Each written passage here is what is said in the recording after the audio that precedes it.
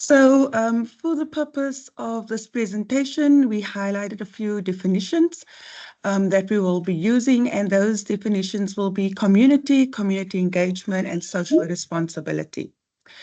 If you look at community, we have defined a community, a group of people living, working in the same geographical spaces. And for the purposes of the presentation and the site facilitators, we work in communities such as Mitchells Plain, Khayelitsha, Retreat, Grassy Park, Langa, Vanguard, Heideveld, and other surrounding areas.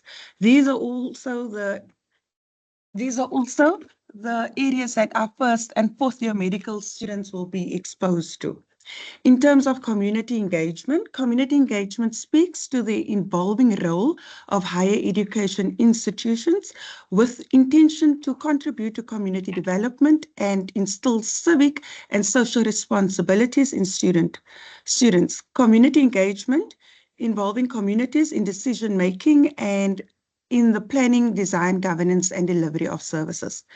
For social responsibility is the social impact of any given practice, higher education institutions, social responsibility to improve understanding of communities in relation to multifaceted issues and the ability to respond to them, and to create new information to address the global issues. So we looked at the article of Jon et al. 2021, and in the article we found that since 1980 till April 2020, there was an increase in research with regards to community engagement in public health. And 117 countries was identified, and the developing countries were South Africa, China, India, and Brazil. And these articles were published in the journal article BMC, Public Health.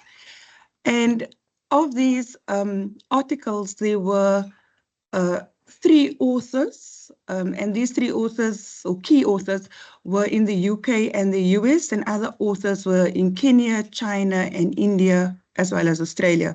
It's also important to note that even though South Africa was part of the developing countries that published, we were not part of the key authors. In terms of community engagement, it is essential to contribute to the Sustainable Development Goal 17, which is strengthening partnership for sustainable development.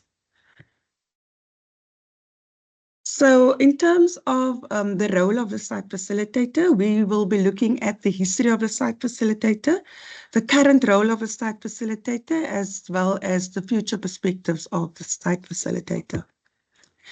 So if we look at the history of the site facilitator,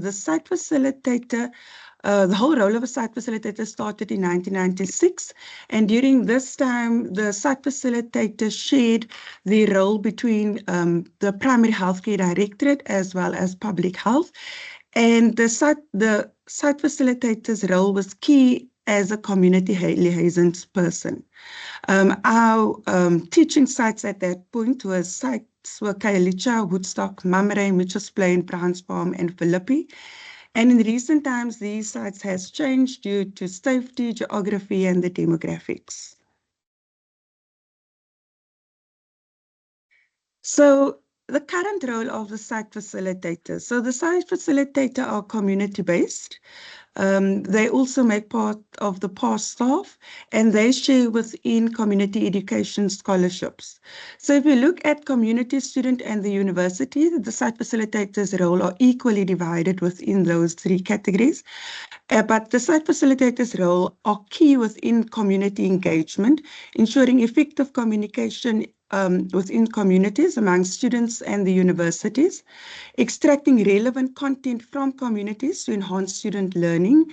In terms of assessments, make sure that the community's voice is also heard during the assessment of students, build relationships, maintain relationships, establish trust between the community, students, and the university, and oversee the engagement process, the community engagement process. Site facilitators also add value to student learning and the process of community engagement.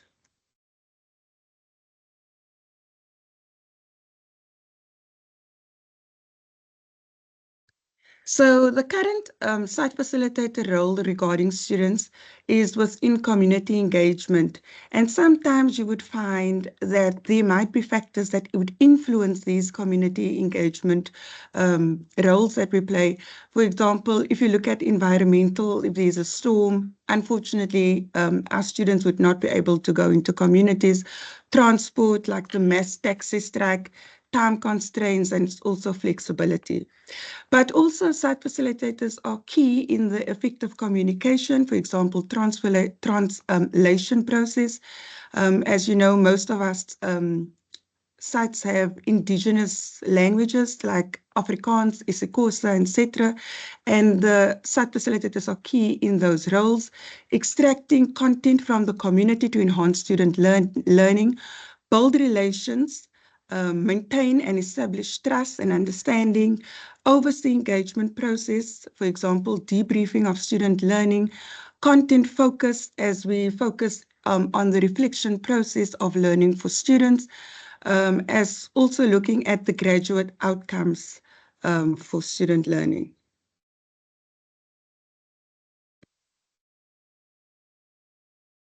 So in terms of the role of a site facilitator to the university, that the site facilitator link is the link between academia at the university and the real world, translating medical jargon to lay language, which our communities would be able to understand, improving the university's impact on society at large. For example, servicing on committees such as COPC, other health committees, emphasis on community representation, speak to communities' voice. For example, the feedback we provide based on the students' assessment, encourage collaboration between other departments in the university or faculty, value-added approach, and community engagement and social responsibility.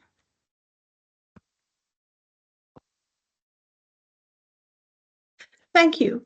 So with the increase in health situations across the globe becoming actually more and more complex. This led to the development, as you know, the Millennium Development Goals, and then later the Sustainable Development Goals.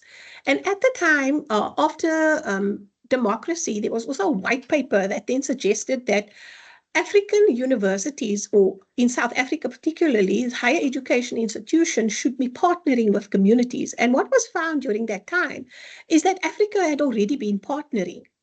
And the higher education institutions, in order for them to be socially responsible to communities, their role was to generate new knowledge, to understand, to advance the understanding of that knowledge. And because any type of new knowledge or any existing knowledge is influenced by social, environmental, and economic, and scientific and cultural issues, we had social responsibility involves making the connections between new knowledge and these issues. And then last but not least, by showing communities the connection with these issues, social responsibility involves them being able to improve their ability to respond with any type of global health-related issue. And that is what social responsibility is. So how do we engage appropriately? In a document by Baheya et al. Was one of the foundation documents when it came to community engagement. What he spoke of is that community engagement actually involves 4 main pillars. And this involves the scholarship of teaching. And this could be any type of teaching that you are doing within a community. If you're looking, for example, at a community-based activity, or you are looking at service learning, like we do in certain environments where we have Shoko. And for example, other types of examples is like if we look at the Health in Context program that we are currently involved in, part of the activities is actually included as part of the curriculum. And that is also an example of the scholarship of teaching. Now, if one looks at the scholarship of integration, this actually involves a combination of different disciplines. And for lack of better terminology, you could then say this involves interprofessional learning. So we know, for example, and this is not where the site facilitators are involved, but there is a school in Kailicha that Kialampelo, I think is the name of the school, where they are involved with different types of interdisciplinary learning, which takes place on, or interprofessional learning, which takes place on a regular basis. And basically what you then do is, on a site facilitator level, I'll give you some examples later, but we are also involved in making sure that there is health promotion that takes place between different disciplines in a said community. And what we are then involved with, what the students are supposed to be doing then, is they are supposed to take complex information from different disciplines and simplify it for community engagement. And then the other pillar is the scholarship of discovery. And this basically involves research. And this is the generation of new knowledge. And if we're looking at scholarship of application, which is the fourth pillar, this involves taking that new knowledge and applying it to a said community so that they grasp and understand what this new knowledge means to them. So some of the examples of our site facilitators that have been working in areas, Fiona Jordaan has been working with disability mental health and disabled populations, where she's been teaching or providing health promotion in relation to mental health in the deaf community together with students. Christolene has been doing skills development and innovation, where they are looking at the triage system in Heidelberg, and what they did was they used an existing medium that was actually not being used, and what they did was they trained the community on the triage system, and they then used, if you can see this little bar here, it was not being used in the said community and not being used for the purposes, at least, that it was developed. And what they try to communicate through that bar is what the different color system means and what this implies if you are sitting in the emergency unit. In Langa, Pat was busy working with carers of not disabled population, but basically people who were bedridden. And what she did there was she taught carers how to better care, not she and her students, taught carers how to better care for patients that are bedridden, or, for example, if they're in a mixed group, and they did some work at Alexandria Hospital as well, where they're working together with trainers and the carers as well. In other words, to do what they are doing better. Judith, who works in Kailicha, was involved with doing palliative care training across the greater Kailicha. And one of the things that this involved was her actually going on air in Radio Zebonele to communicate what palliative care is, what it means, and this was a huge success. And I was involved with my students, with our last block, teaching people about the sharing of why sharing of prescribed medication is a bad thing. One might be surprised to actually think that people don't know that this is a bad thing, but because situations are in various communities are really bad. It costs money to go to the doctor. The sitting time at the CHC is too long. So people think that they're doing each other a favor by sharing prescribed medications. And the students did a fantastic job on educating people on this. So if we are looking at the community engagement in higher institutions in South Africa, what is happening there, in fact? What the literature is telling us, that community engagement in South Africa is not always very well understood, and it's basically only finding its roots now. So depending on what institution you are at, the view of community engagement might be differing slightly depending on which institution you are sitting at. And then if we're looking at empirical studies on community engagement, currently these studies are still evolving. And what we are finding is that none of the communities are in fact unique. So what that means is that there are studies being done in certain areas where we then find that that particular area is geographically unique and it is very distinct to another area. So it is not a one-size-fits-all type of approach where we can see that something worked fantastically in Grassy Park, for example, that we can just adapt that method and put it into Langa or Nyanga. It doesn't work that way because communities are so distinct from one another. So what we need to do is we need to actually find out from communities and work collaboratively with them to make sure that we can meet their needs on their level.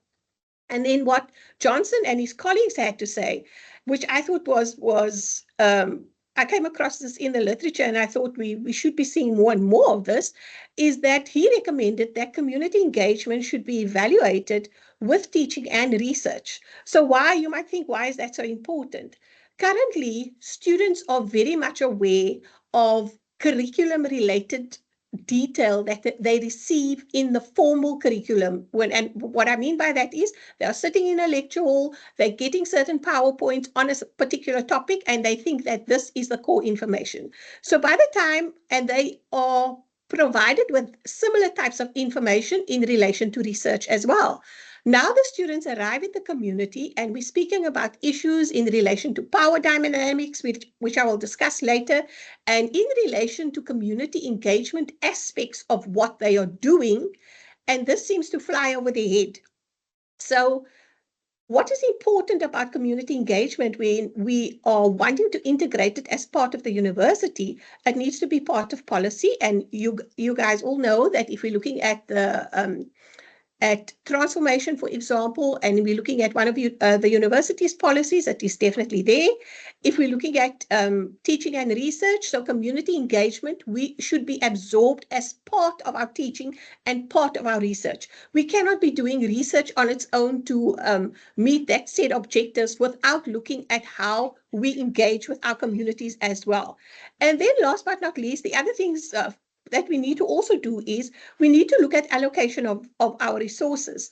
As a university, it is imperative that we make sure that we allocate resources to community engagement.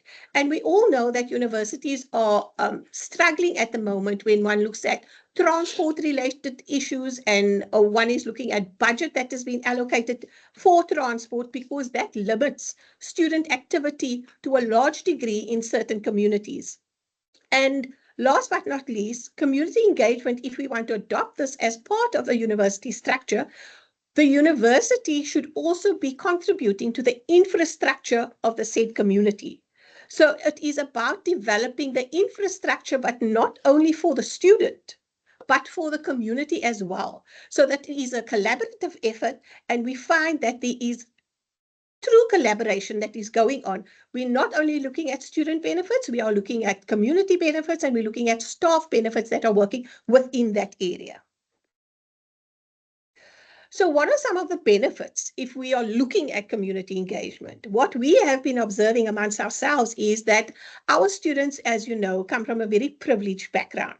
The students are now, when they are placed in these communities, and particularly we see that when they are doing their home visit, we tend to find that they recognize their privilege, and they are quite astounded that they find that people are still happy to see them and they are willing to engage with them even though they are living in dire situations.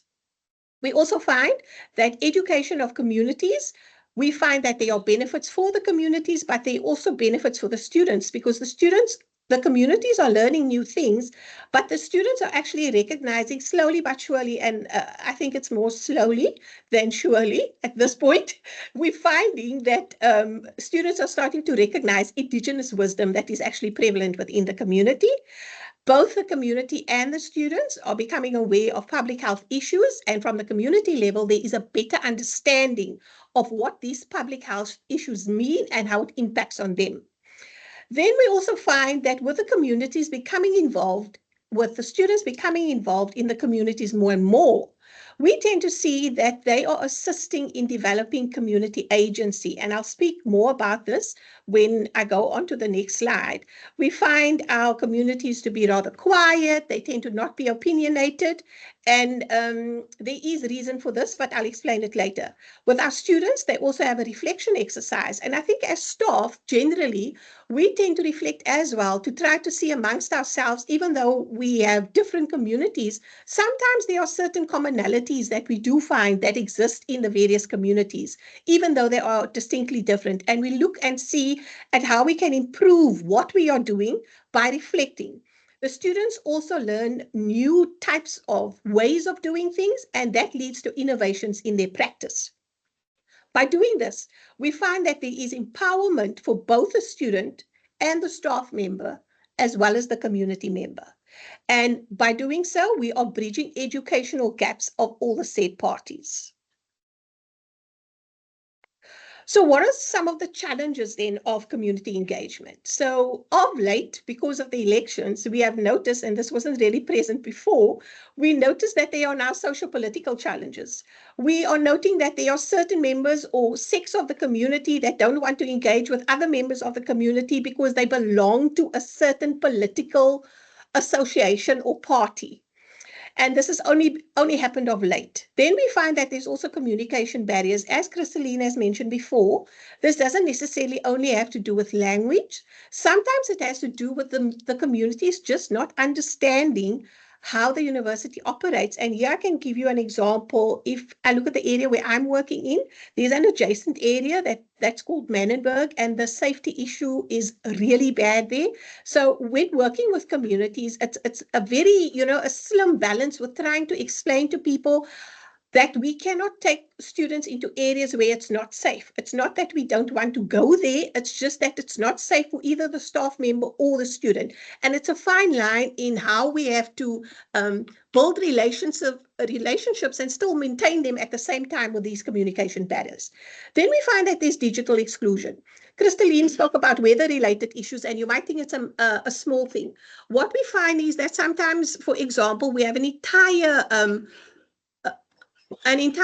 health promotion that has been planned. There's been hours of work that's gone into it, and on that particular day it rains. We don't have connection for community members to come to the venue because most of them travel there, they walk there, and then they avoid it because of wet weather. So we find that largely they are digitally excluded. And if they do have access to any data, it's not for the period of time that we need. And I think this is where the university also needs to come in. We find generally that there's minimal diversity also in our groups that we have. Typically, it's women who are either geriatrics or it's younger women that are perhaps stay-at-home moms. To find males sitting in on educational sessions is a real treat because we tend to find them on the corners in the community quite often, but they don't come to these educational sessions. And then, of course, time. With being in higher education institutions, there's many other demands that are being placed on the student, but also on the community. It is often better to engage with them in the morning sessions because in the afternoon, the kids get home. There's lots of commitments that they have. So we have to bear that in mind as well. Then one of the other things that we tend to find is that there are some times that we find that people are resistant to change.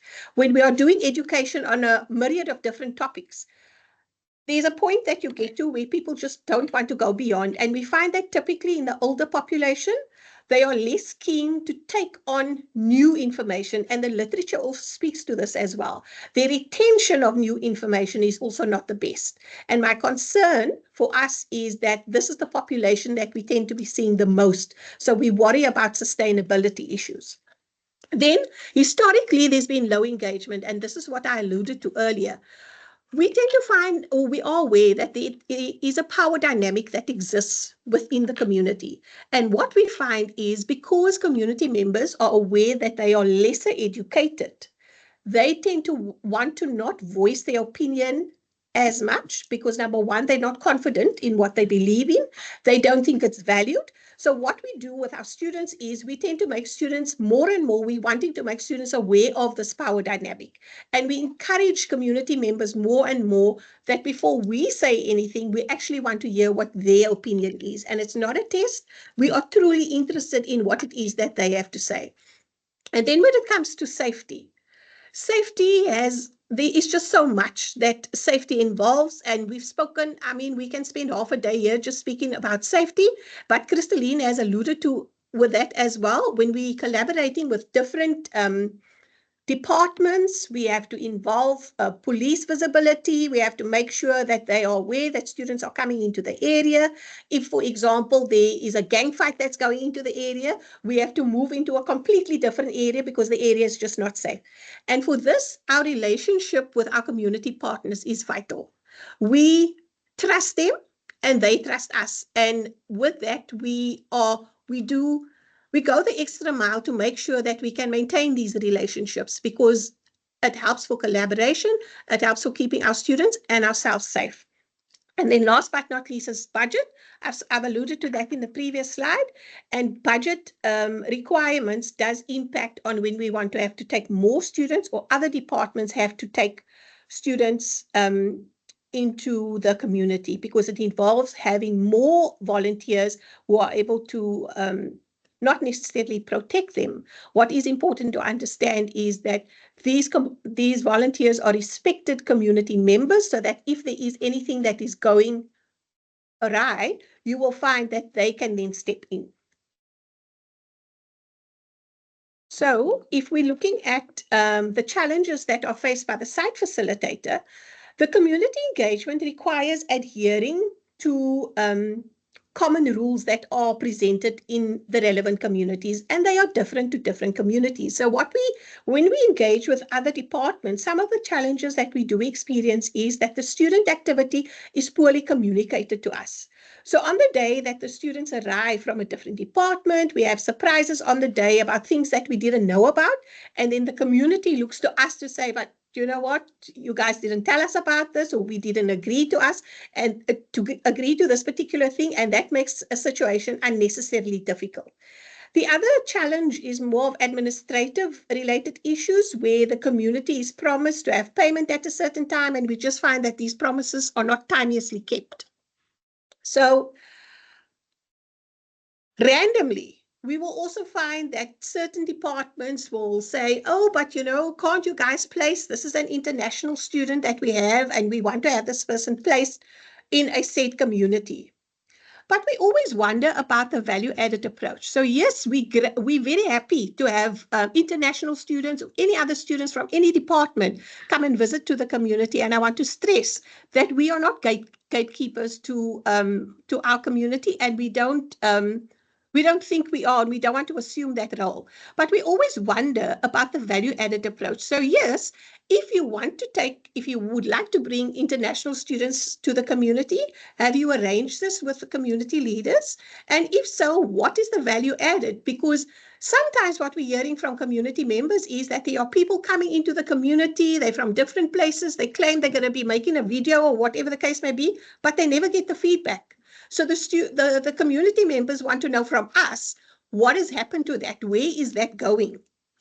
And when it comes to research and collaboration, sometimes we also find, I think the best example that I can use is probably the example of the palliative care division when they embarked on doing research and collaboration in Heidelberg. That has been my experience.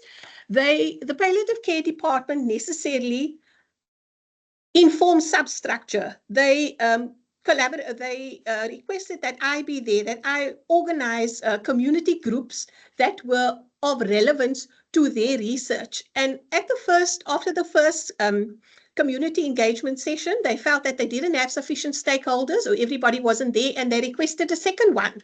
So what I want to stress is the way they went about this was all done before the proposal was finalized. So people actually had input into what was going to be happening as far as research was concerned in their community. And it was only after that that the proposal was finalized. And this is the type of collaboration that we want to see more and more of in our communities. I think from our side, it's also important to mention that as past staff members, there's a lot that we see that we can do research on, but we don't have access to research funding.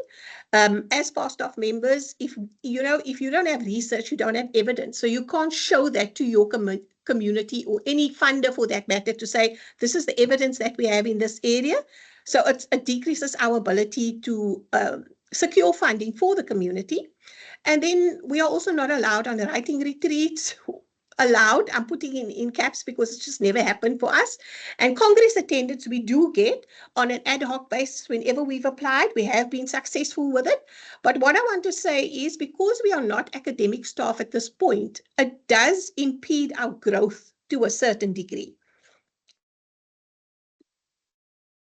So I'd like to share with you this quote from Sandman and Jones. They were editors on a community engagement publication. And what they had to say was, globally, community engagement has evolved as a respected field and now occupies a seat at the academic table.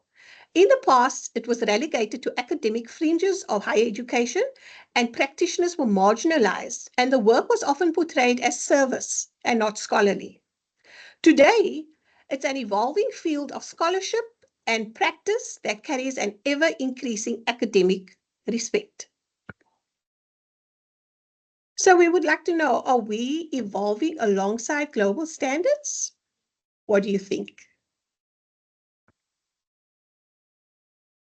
So where do we see the future of the site facilitator? We see the future of the site facilitator. We are becoming increasingly more involved with curriculum-related issues. So we see our future going in the academic environment. And there's a lot of work that needs to be done before that, and we all agree. We would like to see site facilitators included in teaching and curriculum development, and of course, pertaining to issues that involve us, like community engagement, like what is that process? How must it be done? And I think by collaboration with other departments, and we could co-create certain things. And then if we're looking at research and collaboration, we would really love to improve our skill, and not only our skill, we would love to collaborate with other departments and improve the staff skill, the site facilitator staff skill, but also the community skill, because currently the community doesn't know how research impacts in their particular area. And we would like to, and they don't know what their rights are and when their rights are violated in terms of research. So I think they need some upskilling in that department as well. And then last but not least, when it comes to our role, and I think we can't separate our role from what we do with the community, is we would like to recognize our community partners. We know that there are certain members of our communities that have been partners like for the last decade and have never ever received any recognition for the work that they do. And by recognition, they're really not expecting money. I can tell you that without fault. They just want to be recognized in the role that they played. So in conclusion, we would like to say that our communities are eager to collaborate with higher education institutions. But in order for us to collaborate appropriately, I think our education needs to be sustainable. We need to make sure that we can not only speak about education and new knowledge that is being developed, but we also need to transmit or share skills and tools so that communities can necessarily solve their own problems. We need to make sure that higher education institutions invest in the people in communities and the infrastructure. And then also make sure that they acknowledge community wisdom and impart this from the lecture hall to the students. We have to be very cognizant of the power dynamic that exists. And I think by just ignoring it won't really help the situation. Like I mentioned before, higher education staff and students, there is a power relationship that needs to be addressed when it comes to working with communities, because only once that is addressed, we will see community members developing into change agents. We will see our community members becoming more vocal, and we'll see a diverse people that is participating in their own development. And I feel that it is only then that we can claim that we are socially responsible. We thank you.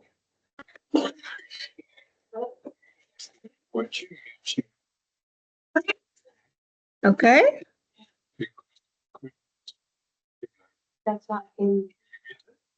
I don't think so yet.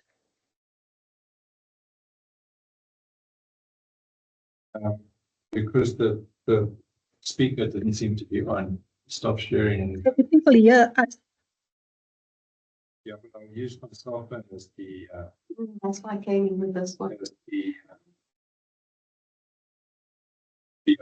Let me just take this back quickly, Steve. Then I can.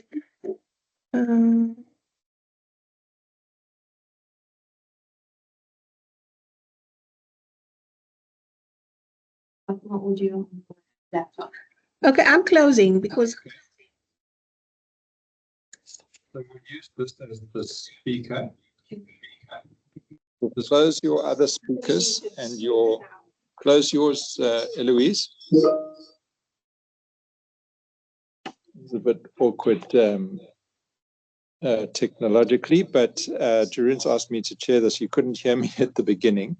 Oh. Yes. We were going to do an introduction, but I just want to give Ishak a chance to say something before I open the floor for questions and answers. Go for it, Ishak. Thank you so much. I just wanted to say, first of all, it's a great privilege for me to be working with this amazing group of people, and that they are doing very valuable work in the communities. And I really think that we are not recognizing them enough. And I'm hoping that this kind of is part of a developmental process that we're looking at, where we can transition towards ways of recognizing the work that site facilitators do better. I'm going to kick off with a question, though, if that's okay. So I think that there are very important things that highlighted in the presentation with regards to social responsiveness. And so the university is looking at social accountability as an outcome, and the Ubuntu conference is something that we're looking at. It's part of the Towards Unity for Health thing that's happening. So I just wanted to hear what your thoughts are with regards to social, site facilitators playing a role in the increasing the social accountability footprint of the university.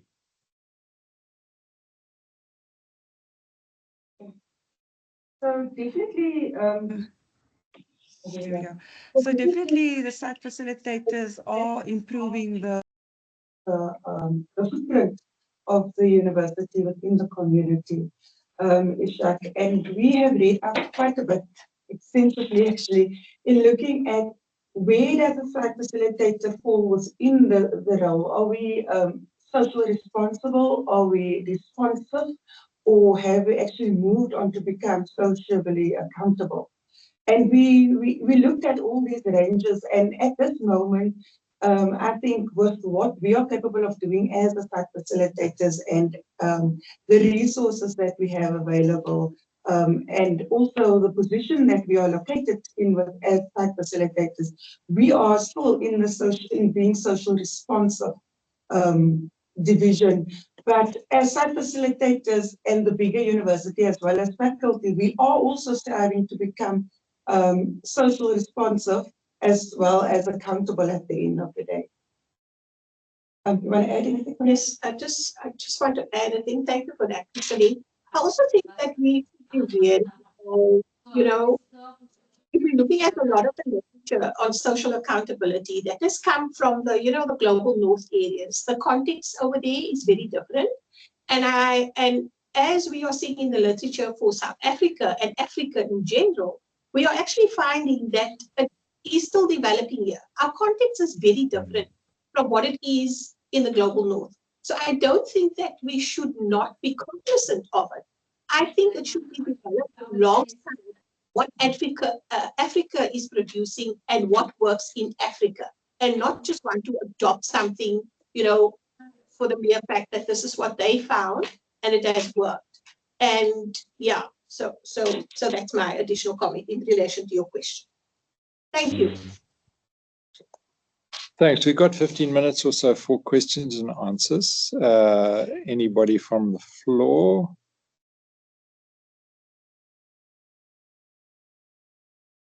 Looking for hands.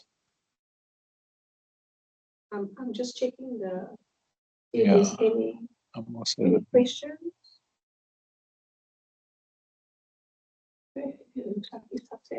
Jordaan, then we'll come back to you, Isaac. Can't hear you. Thanks a lot for that presentation. Very interesting, very engaging. And yeah, just shows the wonderful work that you're doing. So, and I've said this before, is that the rest of the faculty just doesn't know what is possible and the worth that you actually bring to the students and the university. So I think that's a big challenge, because I always, if I think into the future, I always think, well, I wish that there could be more site facilitators. And I wish that all the different disciplines could have site facilitators doing what you're doing, but doing it in their field. So there should be site facilitators for obs and gynae and for pediatrics and that sort of linkage between academia and community. And that's the space of the site facilitator. So I'm hoping that when we're looking at curriculum transformation, that is going to be taken into account. And I think that there's a big role to play in developing this, the role of site facilitators, and what sort of courses are actually needed to formalize and to boost your skills. There must be lots of. Maybe we should be designing that sort of course for a site facilitator, community engagement specialist, or something like that. And I think that in the few years to come, this team could be the master site facilitator team that's actually going to be teaching and mentoring a whole different layer of site facilitators, so that we can have more, be more social accountable and have more community engagement. So just wanted to say thanks to the team for that lovely presentation. Thanks. Thanks, Jordaan. Can we comment on that? Yeah, I'm also looking for hands. Not seeing any. Go for it. Oh, there is one more hand. Yeah. Okay, can we just comment on that? Yeah, go for it. Jordaan, we would just like to say thank you for your kind words. I think when it comes to training and research, I think it's important to note all our site facilitators, we are all on different levels of where we are, and I think it's a good thing that you wanted to make sure that whatever is going to be provided is going to be suiting everybody, and we really do appreciate that. So, and thank you so much for your vote of confidence in wanting to extend site facilitators into different areas as well. Thank you. Taslim, your hands up. Thanks, Steve, and thanks, team. That was really a kind of, for me, a learning presentation. Thank you very much. And as I'm listening to the conversation, I'm thinking it is a very useful concept to take site facilitation forward as an academic pursuit.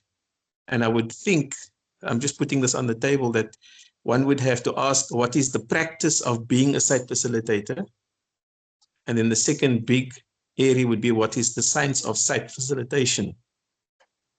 So that then kind of starts to open up a conversation in terms of what Deran was saying about training people to be site facilitators. What's the inputs needed to become a site facilitator? But there's the kind of deeper scholarly work that informs the science of the work, which is the second big conversation. I think as the conversation starts to unfold, one needs to have some type of conceptual clarity about what we're speaking about. But I think it would be a very exciting and important conversation. I mean, you would also know that the Deanery has embarked on this social accountability move in terms of establishing a working group, working towards establishing a framework of social accountability for the faculty, which this type of experience feeds into quite seamlessly. So thanks once again. Okay. Can I respond to that just by saying the community involvement in health, to use a different term, was something that was written about in the 1970s as an author by the name of Susan Rifkin, who had a spider diagram and characterized community involvement in health in terms of levels of engagement and ultimately ownership of the health services. So it's sort of similar to the community, to the socially responsive as opposed to socially accountable scale. But I'm familiar, and I was surprised not to find it in your presentation, about the science of community engagement, the science of community dialogue, and of community diagnosis, to use some public health terms.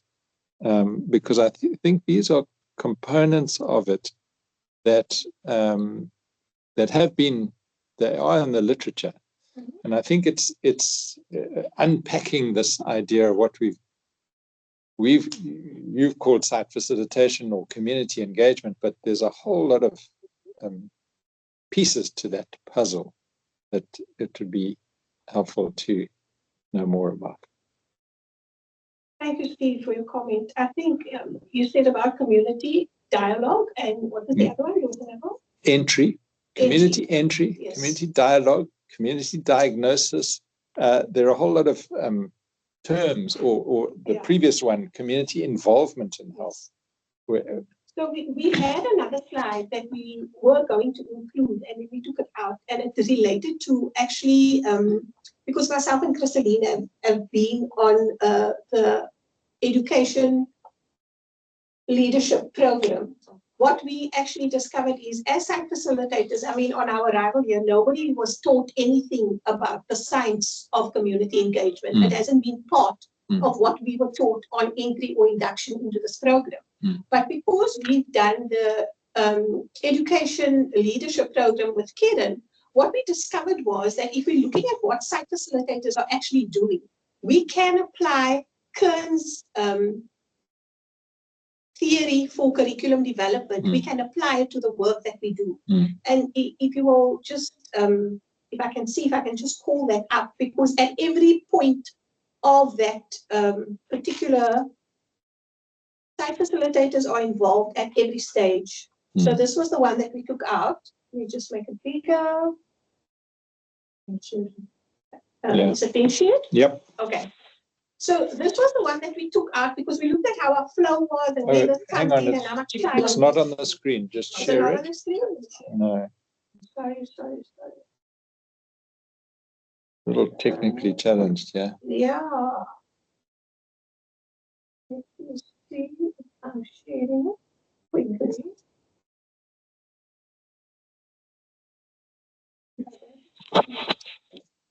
Okay, let me share it now. Sorry about that delay, people. Okay. Yeah, that's better. Yep. Just let's see if that's the way it is. Is it on the big screen? Yep. Okay, perfect. So if we're looking at this particular curriculum engagement, the site facilitators are involved at every stage of Kern's 6-step approach to curriculum and community engagement. And what is interesting to note is that what is good about this particular type of model is that you can use it at any stage. You can start with it at any stage and you can revert back and move around. So at problem identification, we have the site facilitator that actually approaches the community and chats to the community and collaborates with the community to find out what is the problem that we are experiencing here. When we're looking at targeted needs assessment, here is our CE1 activity that is done in conjunction. It's part of the curriculum for week. Community engagement 1 activity where we meet with 6 collaborators to find in relation to a particular topic. And we then learn from them what is it that you are missing as far as your education is concerned on this topic. On the second community engagement, we set our goals and our objectives for what is going to be happening in that health promotion session. When it comes to educational strategies, this is where the students go and check the literature, see what needs to be included in more detail, necessarily improve on the translation of science into lay language. And the other thing that they do is they look at behavioral change strategies, which they are actually taught in class, and see how they can apply that to the said community environment. And when we look at implementation, this is actually when the health promotion activity takes place. So we obtain political support from the community and the committees that we sit on in the community to actually run with this program. We secure resources, and in the past, site facilitators have been very successful in securing resources. We address certain barriers in relation to this particular topic. If I'm taking the one in relation to sharing of prescribed meds, for example, that I did with one of my groups, the people were of the opinion that for altruistic reasons, definitely this is why we do this. And when the students gave them a visual explanation of what happens in their bodies and why this is a bad thing, and what the doctor takes into account when he prescribes a particular type of med, they understood completely what was going on. We said it's already part of the curriculum, and then we administer this particular health promotion activity in line with community needs and wants. And then what our students also do, and what we encourage our students to do, is to do an evaluation of what they've just presented, so that communities know that as a higher education institution, we actually value their feedback and we value what it is that they are doing and providing. So to answer your question, Steve, this is not particularly zoned in on public health in general, but in relation to a public health issue. Sure. And it covers information in relation to dialogue and those types of things. But I am sure that there is still room for improvement, the more and more we talk about it. It's a useful model. Yeah, go for it. I also want people to know that besides the fact that we haven't mentioned a few things, these things are included in the role that we do as site facilitators. And it's also important to note that the role of a site facilitator have evolved, because initially when the site facilitator started, it was just merely like the site facilitator going to the community, getting a message, coming back to the university and translating that message back into for the university. So now currently, as we go on as site facilitators, the role evolved, but also we are also developing the role as we are continuing. As if you look back a few years back, the role wasn't as academic as the role of currently becoming, and we are striving the role to be. So the role of a site facilitator is evolving, and the site facilitators are, I think, the pioneers of evolving the role. And what Christolene has also just said now ties into the question that Taslim had also, where he spoke about. So what is the science of what we are doing and how it contributes? And from some of the literature that we came across is that community engagement per se is scholarly, because we are contributing to new knowledge. Absolutely. So, and this is where we have requests for our other divisions and departments, is because our skill set might not be as fantastic when it comes to publication. So please, when you have your writing retreats for your own staff, please do invite us. Then we can improve our skill as well and become more scholarly in the publication area as well. Thank you. There is a whole category of work in the university, and quite a number of people who would be called research assistants, who are community-based, and particularly where it involves qualitative research, not, in other words, just going out and getting people to fill in questionnaires, but actually interviewing people and getting the depth of conversation going. And it's worth, I mean, I think some of you, I know, performed that role previously. And I think it's worth just joining forces, because there's only 6 of you, and there's probably, you know, maybe 100 research assistants, you know, in these various research bodies that are community-based, like Desmond Tutu, etc. But in the last minute, I have a question. How do you deal with the arrogant UCT 21-year-old know-it-all student who comes to a community and thinks that they know what's what? Good question. I'll give anybody the opportunity. Is this a thing? That's a thing. It's a thing. I thought it's a thing. It drives me mad. No, turn that on. Okay. Just speak. It is definitely a thing. You do get those know-it-alls. One coming into the community sporting, I'm 4th year med student, I'm going to be a doctor, so to speak. But I do think when they get into the community members have a way of answering and speaking to the student. First of all, making him or her feel you are important, yes. They humor them. Yes, they do. But then in a very, I'll say, subtle manner, they will explain and speak to the student. And not just that particular, they will find a more quiet student then to focus on, and more liaise or speak to that student. So that, but those students, usually after the first 2 visits, I would say, many of them, or those with that particular attitude, it's changed. They will even tell you, they will say, you know, Fiona, I thought, yeah, it's true. It's you thought, you assumed, they thought. So they're going in with that attitude.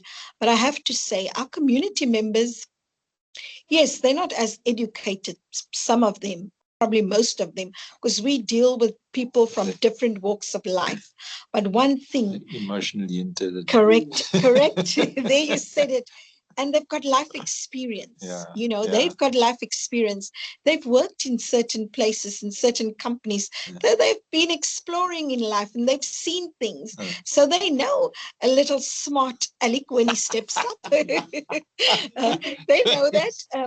But sometimes it doesn't always work that way. Sometimes some of those students, it can influence the rest of the group, and they can come across as condescending. Not the entire group, but you can see what's happening. And then sometimes it takes a while, sometimes even up until the health promotion, where they actually, where that tones down a bit. And then you can see, okay, because then the community also starts treating them, especially if it's 2 groups. And if the other group is more accommodating, the community will more lead toward the other group that is more, more communicative, and they would prefer that. And then that group that thought they are it, as they would say, they think they're it changed. You know, then you can see, okay, suddenly they change, and it's subtle, and that is what we experience. Or at least that's what I could see. It's 2 o'clock, and I realize that people must go, but Kulani's got a question, I think. Yes, that's correct, Steve. Can you hear me? Am I audible? Yeah. Go ahead. Hi, colleagues. This is Golani here. I'll try to be very quick. The newly appointed program manager for the Health Efficient South Africa. Let me first start by saying thank you for your insightful presentation. It was very informative, colleagues, and very encouraging. Spoke about the recent elections, and colleagues have detected some political tensions that are affecting the community collaborations, and many members of the community not wanting to speak, I think, to our site facilitators and etc. etc. So what I would like to know from my side colleagues, what are we currently doing on the ground to foster a sense of unity and encourage an open dialogue amongst the community in order to work together so that we can work towards achieving the goals that we want to achieve. That's all from my side. Thank you very much, Steve. Oh, okay. The politician. For your question. So, as site facilitators, we stay neutral. In the communities that we work in, we are not politically involved. And we try, even during this time and even previously, we are always neutral. We make sure that everyone understands our position. So in these difficult times, we would engage with whoever we had started to engage with. We would continue with those relationships and continue to encourage more relationships to start and maintain the ones that we already had. So politically, we are not involved, but So I can't ask you who you're going to vote, who you voted for. no. Not MK. People, our time has come to an end. Thank you very much, everybody, for a really interesting presentation. And thanks, everyone, for attending. I hope you've learned something this afternoon. Bye. Thank you, everybody. Thanks. Thank you. Thank you. Bye-bye. Bye-bye. Bye.